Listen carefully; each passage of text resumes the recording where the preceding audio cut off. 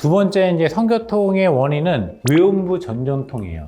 이게 전전통이라고 하면은 이제 질 입구 주변이라고 생각하시면 돼요. 만성통증이 생기는 가장 많은 부위이기도 합니다. 2단계부터는 혼자 참아서 해결할 수 있는 문제가 아니에요. 외음부 전전통이 생겼다 하면은 신경에 이상이 생겼기 때문에 손으로 살짝만 이렇게 눌러도요, 아 하고 바로 비명이 나와요. 정확한 메커니즘은 아직 밝혀지지 않았지만 신경 손상과 질 점막 표면에 생긴 상처, 그리고 섬유화 이런 걸로 생각하시면 될 것 같습니다. 특히 이제 질 전정부에는 이렇게 돼 있으면 요도가라면 이제 질 전정부가 바로 이쪽 부위인데요. 이렇게 소음순이 이렇게 있는데 이 소음순 안쪽 부위라고 생각하면 됩니다. 관계를 시도하다가 통증 때문에 병원에 갔다 진단을 받는 경우도 상당히 많이 있어요.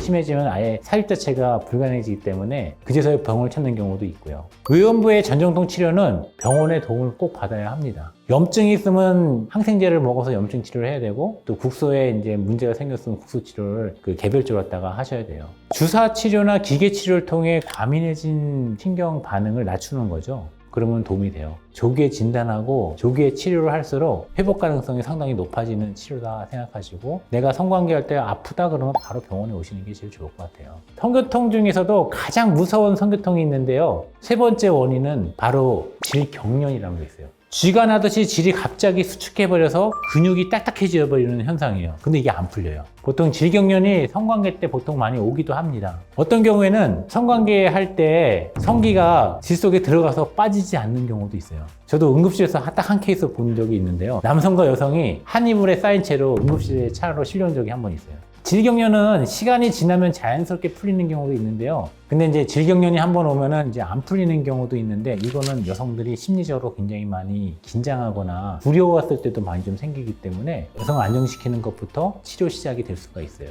긴장을 많이 풀면 풀수록 근육이 이완되니까 이게 치료가 되고, 일부에서는 또 이걸 막기 위해서 관계하기 전에 신경 안정제를 먼저 투여하게 되면 약물도 사용할 수가 있게 되는 거죠. 하지만 이게 왜 생기는지는 정확한 원인은 밝혀지지 않아요. 심리적인 불안, 갑작스러운 근육 수축, 여러 요소가 함께 작용하기 때문에 이라고 생각이 듭니다. 근데 핵심은 하나입니다. 굳어져 버린 질 근육을 실제로 풀어주는 경우가 많은데, 질 주변에는요 근육이 여러 개가 많이 겹쳐 있어요. 모든 근육들이 서로 사다리처럼 이렇게 엉켜 있거든요. 그래서 어느 근육이 긴장 상태로 굳어 있는지 확인을 한 다음에 그 근육을 집중적으로 갖다가 풀어주기도 해요. 그래서 이제 질경련을 풀어주는 방법은 근육 이완 치료를 진행한다고 보시면 됩니다. 질경련이 너무 오래 지속되거나 근육이 거의 잠긴 상태라면 보톡스 치료도 가능하죠. 마비보다는 과도한 수축을 일시라도 풀어줘서 근육이 정상적으로 갖다가 작동할 수 있도록 시간을 벌어주는 거예요. 질경련은 몸의 문제이면서도 동시에 심적인 문제가 겹쳐서 생기는 경우가 많기 때문에 불안이나 긴장, 또 통증에 대한 기억 이런 걸 갖다가 다 포괄적으로 알아야 합니다.